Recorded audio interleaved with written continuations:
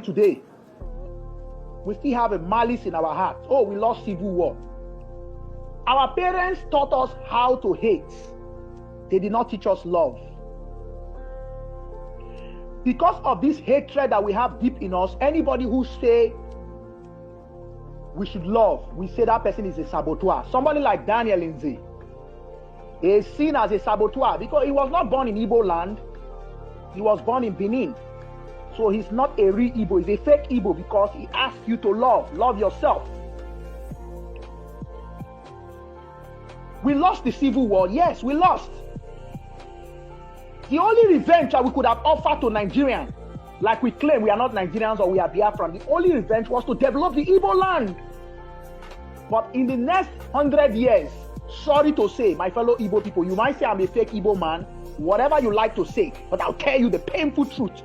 I see no development in the East. In the next 100 years, it will remain a place with no development. Even this so-called desert, they will be more developed than the Eastern region. Why? Because we failed to make our place welcoming to visitors. We failed to make our place welcoming to foreigners. No country, no state can develop without foreigners. America is what it is today because of immigrants. Canada is what it is today because of immigrants. Australia is what it is today because of immigrants. Germany, Europe there is what it is today because of immigrants. Even Lagos, Abuja is what it is today because of immigrants. Imagine if Yoruba people say they don't want Igbo, they don't want Delta, they don't want Hausa in Lagos. Lagos will not be as developed as it is. If an Hausa man or a Muslim guy, maybe an Arab person from Dubai or from Saudi Arabia, they come to invest in Igbo land. They want to take over our land. They want to Islamize also. This archaic mentality is why you cannot create jobs for your people. Not welcoming to foreigners. Imagine that an Imo person, somebody from Imo State cannot buy a land in Anambra State. A certain land in Anambra State cannot be bought by somebody in Imo State. More than 300 killings in Ebonyi State. 2015, over 200 to 300 killings. Communal clashes between people of Ebonyi State from the same state fighting over land. We never forget the killing of Enugu Ezike. Before we talk about what Fulani is doing to us and what Hausa is doing to us, let's talk about what we are doing to ourselves. Una know they like the painful truth. You don't like the painful truth. You don't want to be told the truth. But the bitter truth will be told by Daniel Lindsay. The reason why you have these miscreants, people like Nnamdi Kanu coming to hurt your emotion, is because you allowed yourself to be fooled. We have never, ever yielded to the voice of reasoning, lest we claim to be the wisest tribe in Nigeria. Even the Bible says the first shall be the last, while the last shall be the first. You claim to be wiser than the Hausa people. Hausa na mumu, Hausa no get sense. But they are controlling you. That shows how stupid you are. Why?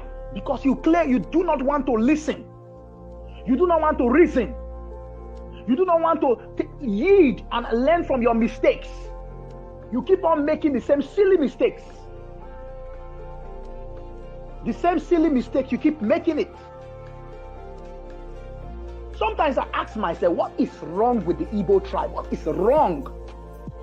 Some people say, don't mention Igbo, don't mention Igbo. Collectively, if we decide that what is wrong, we condemn it collectively. It will not have this type of thing happening. We compare ourselves to Yoruba. Oh, Yoruba, they don't condemn the Yoruba, they don't speak against themselves. Of course they do. I have Yoruba friends. I grew up in Lagos. I was born in Benin. I grew up in Lagos. I lived in Yoruba. I stayed in Ogun State. They do condemn anything that is bad. You see, they prostrate. If you do something bad, they condemn you that you are disgracing Yoruba people. They prostrate and they call it dobale. They dobale and say, we are sorry. No, an Igbo man is never sorry. He's never sorry. We are one of the most tribalistic tribes in Nigeria, and we complain of tribalism. Even the tribalism even affects Igbos who are not born in Igboland, Igbos who are born in Lagos, who are born in Kaduna. The mentality of my mama say I be Igbo. And you think these people will invest in Igboland, you are joking. Even if you get Biafra, you will still be the poorest. The proof is there. You say Aboki no gets it, but they control. Your economy is controlled. Your political system is controlled. The proof is there. You keep saying if you get Biafra, it will be Eldorado, it will be paradise. But the proof is there. It will be one of the most backward places. Because you need to go outside to make money. A place that cannot welcome immigrants, that cannot welcome foreigners. How do you expect to develop and grow? How many Dangote trucks have been burnt in the east? The last time I checked, they were stealing Northerners trucks that were bringing onions. People were going there to steal the onions. The reason for this blunder is because our political elite in Igboland have refused to take responsibility. Education is lacking in Igboland. When I say education, doesn't mean to go to school. Education of how you see the outside world. There needs to be mass education. This is what I expect from the Eastern leader. There needs to be mass education, mass reorientation. Because as long as the East will not open up to immigrants, to foreigners, they will not develop in the next 100 years. Even your neighbors from Port Harcourt cannot come successfully to Igboland to develop. There is no one single state in Igboland that is attractive. In the West African level of attractiveness. Lagos is attractive for investors. They can go there and invest. Abuja is attractive. Port Harcourt is attractive. Now you are claiming it that it is yours, but you cannot develop a single Igbo state. Anambra is there. They are billionaires, but nothing. The roads are still left unpaved. No questions from your governors. Imo State is there. The Imo State that is trying to develop, you say it's Fulani man who put the guy as a governor. So it's no longer Igbo man. You decide to want to humiliate him. This is the love you have for your brother. The last time you call Rocha, Sokorocha, Okurausa, you do not have a single respect for your Igbo elite. Because even the elite, they don't respect themselves. They don't stand. They don't have a stand. Today they are IPOB member. Tomorrow they are supporting Nigeria. Today they sympathize with IPOB. Even Abaribe or whatever he comes and said, it's a total disgrace. You are in the Nigerian Senate and you are supporting IPOB. This is the brainwashing.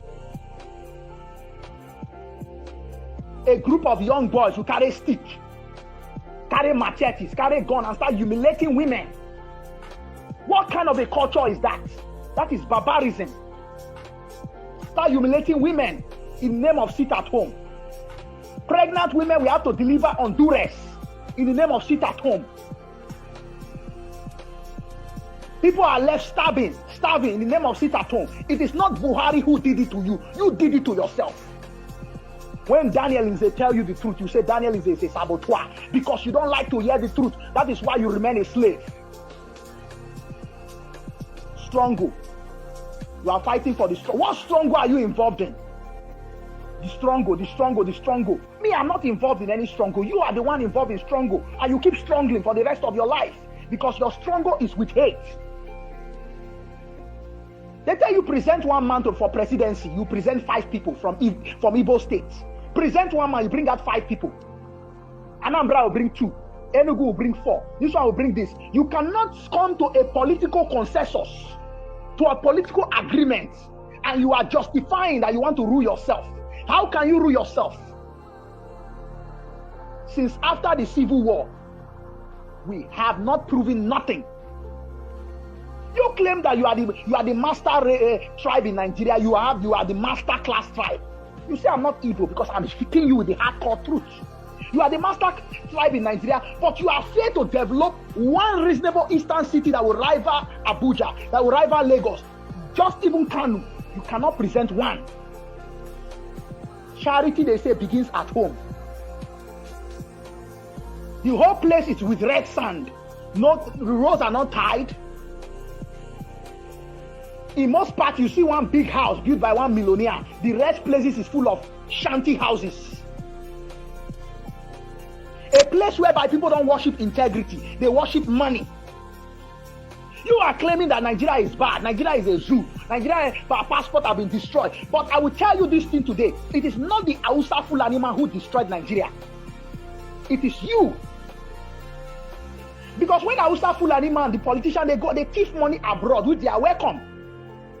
That is not what destroyed the Nigerian. It is collective destruction. That is what destroyed the image of Nigeria. You go to Thailand, you have the Igbo people there selling drugs. You go to Malaysia, you have them there committing crime. You go to South Africa, you have them selling drugs, using South African women for prostitution. Other tribes are committing crime abroad, but our own day too much. And I don't like truth. Until we start condemning evil in our land, we don't have a justification to say Fulani is the problem. Because the killing that is happening now in Igboland is committed by Igbos. Somebody's penis was cut off, and somebody that is an Igbo man who claimed to have a conscience will say it is good in the name of struggle. What type of useless struggle? When you see the truth, you tell yourself the truth. You have if you look at the economy of Nigeria and the political scenario of Nigeria, the Igbos are controlling the economy. They have the economy. Yes, they have the economy. Trade and commerce. The Hausa Fulani, they have the political class. You say marginalization. Okay, yes. Marginalization is because of what you've done to your own self. You control the Nigerian economy, importation of goods, distribution, but yet you cannot create one factory in your own village. You cannot convince a Chinese company. I gave this proposal personally to myself, to Nnamdi Kanu. I said the way forward is industrialization. Industrialize the Igboland. When he came to America, I told him, industrialize the Igboland. He said, no, you cannot industrialize. Because if people have jobs, they will not fight for Biafra. That's how a human being reasons. You control you can easily call a Chinese company to come and set up factories, but you don't have the brain to do that. The Yorubas, you say they are saboteurs, they are betrayers, they are this, they are that, but they are educating their people, creating free education for their people, creating different things. Nobody in life is perfect, but our mumu done too much. Somebody says he wants to set you free from slavery in the name of IPOB, in the name of ESN, only for that person to torture you, to humiliate you. Now you cannot open your market. Very soon they are going to say you cannot open your shop for 1 month, and there's nothing, absolutely nothing you can do about it. You claim to have Akpo Obi. Where are the Akpo Obi men? The men with Akpo Obi, Amon Obi, where are they? Somebody, a young boy with stick, and maybe a local made rifle will tell you cannot go to work.